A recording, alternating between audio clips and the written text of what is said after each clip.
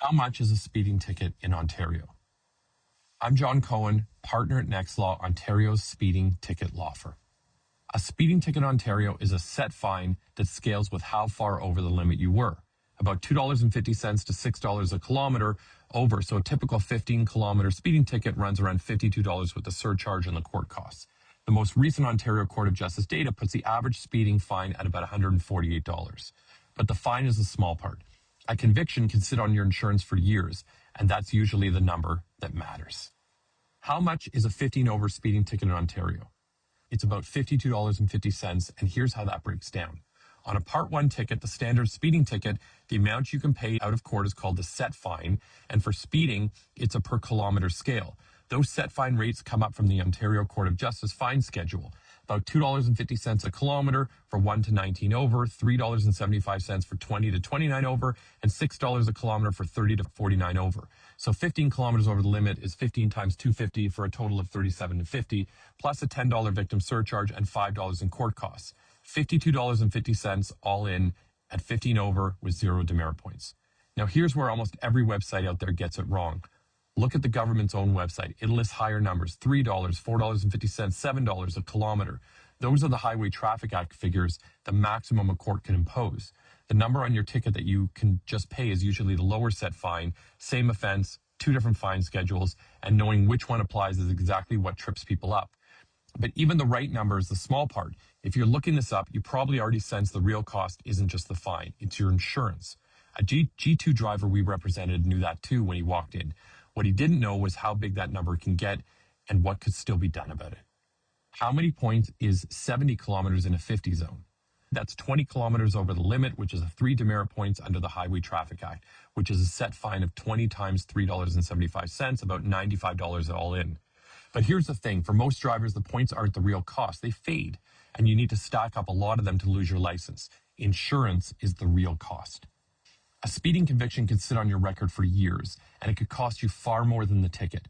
Independent insurance modeling from RateHub puts a single minor conviction at close to $1,000 in added premiums over 3 years.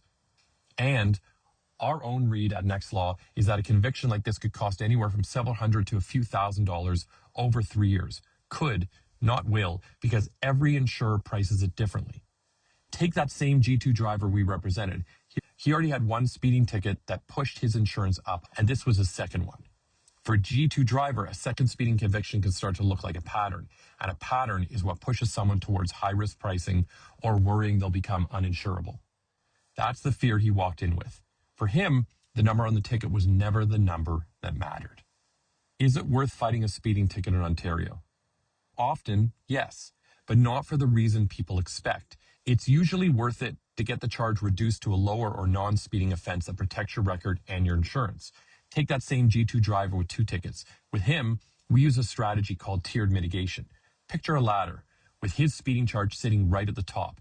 Every time we moved it down a rung, it improved 3 things: his demerit points, his driving record, and his insurance. The first rung is dropping the speed into a lower band. Get it under 30 kilometers over the limit, and it becomes what insurance treats as a minor charge. The next rung down is 15 over, where you're at 0 demerit points. But the rung we really wanted for him, because he was a G2 with a ticket already, was turning the whole thing into something called disobey sign. It's not a speeding offense at all. To an insurer, it's a non-moving violation, so his record doesn't show speeding, and they don't see a pattern of speeding building up. Generally, that's a much better place to be on your insurance. Though we'll always say could, because no one can promise what a specific insurer will do. And off the ladder entirely, the charge dropped completely, that doesn't happen often.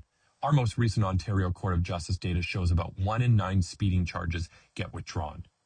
The charge dropped sometimes when there's a problem with it or with the evidence.